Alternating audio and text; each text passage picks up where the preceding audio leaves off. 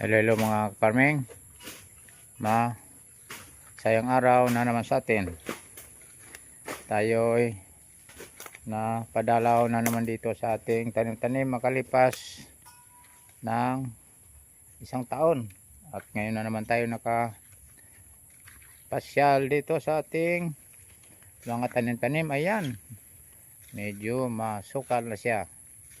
At yung ating mga tanim-tanim na saging ay nagkaroon na ng mga produkto yan. Pati itong ating tanim na niyog ay kailangan na niyang maalagaan uli dahil yung kanyang dahon ay medyo na ayan, marami ng mga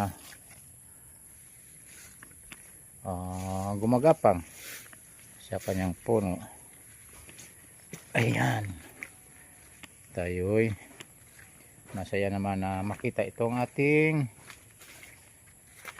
mga tanim-tanim. Ayan, yung ating saging ay nakailang harvest na nila yan at medyo liit na yung mga kanyang mga suhi o followers.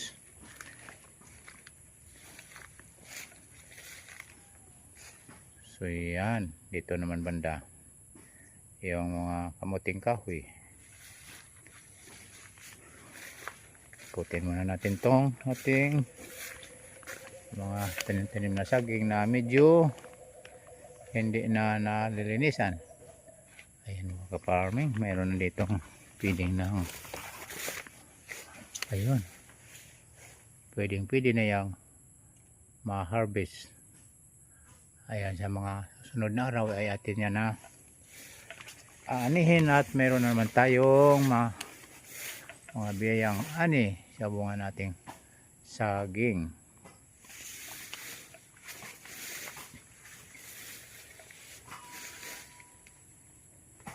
So yan ang ating mga tanim-tanim makalipas ng isang taon halos na hindi natin na kikita. Ayan,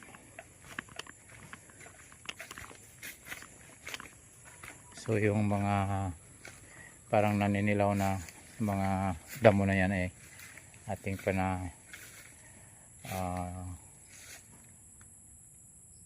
isprayan niya na sa damo. Dito naman yung ilang bahagi dyan ay ating tanim na pinya at marami na ring na aani dyan sa kabungan niya, kaso hindi panahon ngayon. So yan yung ating tanim na pinya.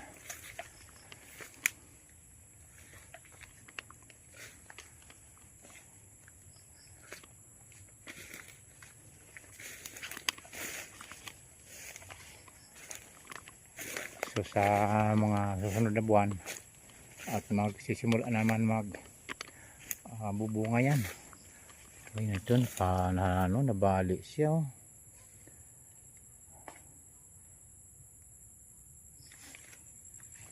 Ang bilis lumago yung mga damo kaya halos natabunan na siya. Ayun.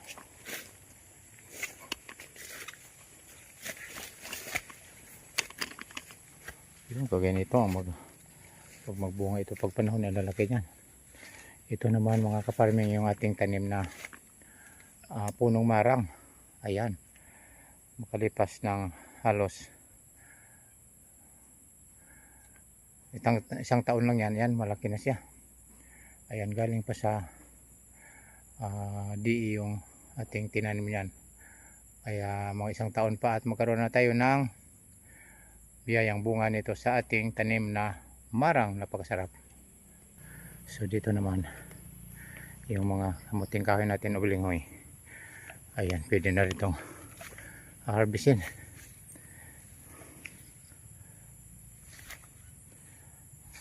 Ito naman yung ating tanim na dragon fruits. Meron na piste dito. So kailangan na niyang lagyan natin itong pagapangan. At ayan, kasi na kailangan na siyang makakapit dyan. Oh.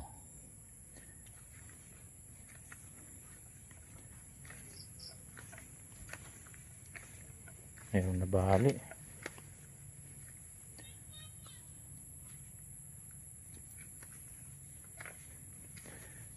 Ito naman yung balinghoy na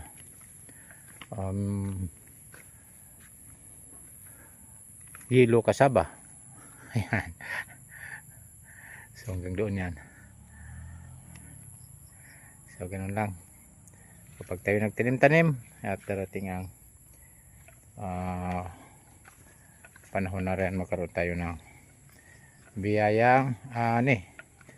So hindi halos na yung iba.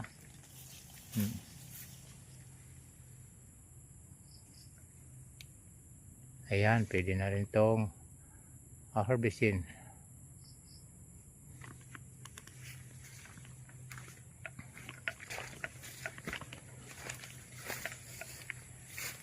Yan yung mga napag kuhanan na ng bunga na ating tanim na pinya. So bababa tayo dito sa ating patubigan o palaisdaan. Dito tayo nagkuha ng ating pangpilapilya, kaya medyo mapapansin natin medyo patag dito. Ayan, ating patubigan. At bababa tayo dyan. Ito yung ating malaki na yung ating tanim na niyog. Yan, marami yan dyan. Kaso parang ano yung dahon niya. Kailangan itong lagyan ng fertilizer dyan banda sa taas, malaki na doon. So pababa muna tayo dito sa ating patubigan.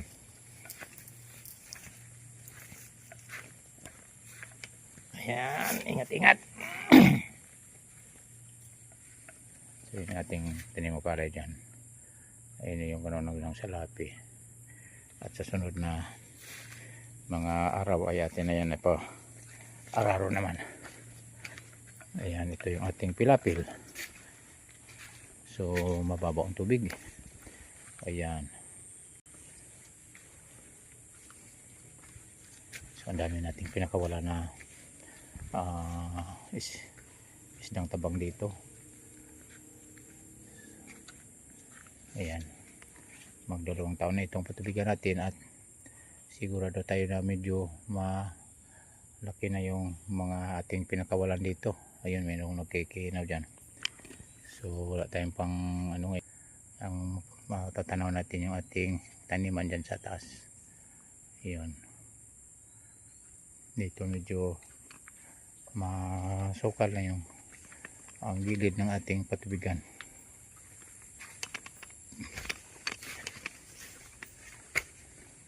So dito yung daanan ng tubig at kailangan natin itong ano para lumalim pa siya. So yan, tuloy-tuloy ang daloy para hindi bumigay yung ating